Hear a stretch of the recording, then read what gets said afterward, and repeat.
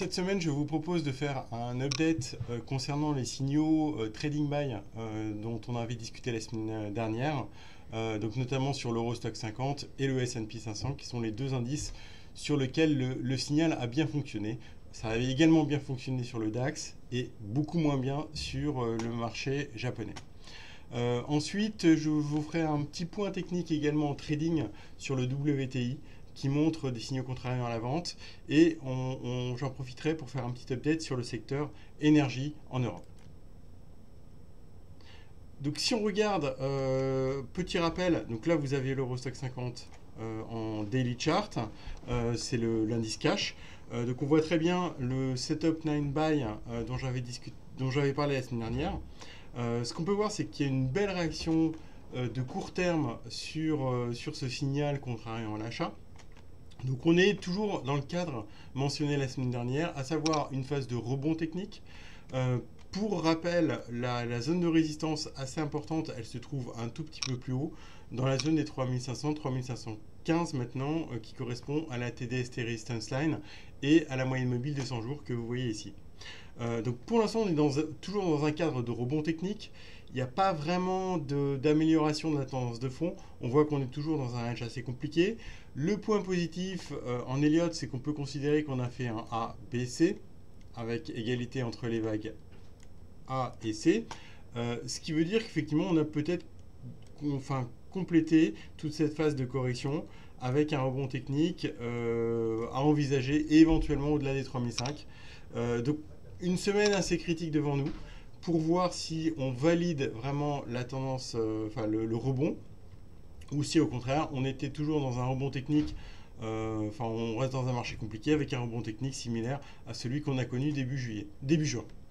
Donc pour l'instant, je considère qu'on est sur un trading buy. En cas d'atteinte des 3500 points, je serais plutôt d'avis de prendre des bénéfices sur ce trading buy. Si on regarde maintenant sur l'indice S&P 500 cash, pour mémoire, un setup 9 buy, là, juste au plus bas de l'indice, donc dans la zone des 2700 points. Un rebond technique en cours. Donc là, c'est pareil, on a possibilité d'avoir une poursuite du rebond. On voit que la zone de résistance assez importante, elle est dans la zone des 2780-2800 points. Donc pour l'instant, viser au-delà de cette zone de résistance me paraît assez hypothétique. Donc rebond technique, ma target, idéalement 2780 pour le rebond technique. Après, on verra.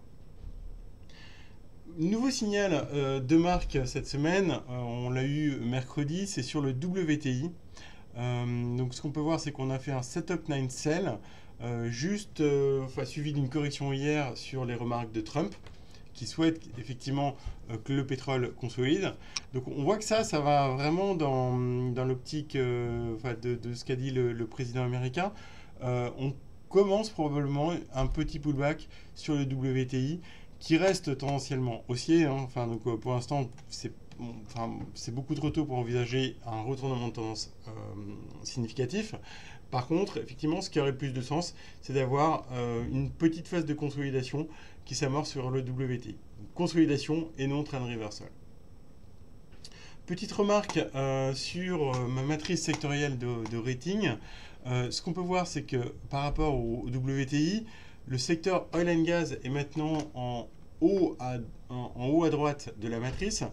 Ce qui veut dire qu'en fait, généralement, quand on arrive sur cette partie-là, ce qui est la partie la plus haussière, en fait, on voit que c'est vraiment un secteur leader, le oil and gas. Néanmoins, quand je regarde en termes de backtesting, ce que ça me suggère, c'est que quand même, quand on arrive en haut à droite de la matrice, c'est qu'on est sujet à des phases de pullback, de consolidation qui peuvent être parfois assez violentes.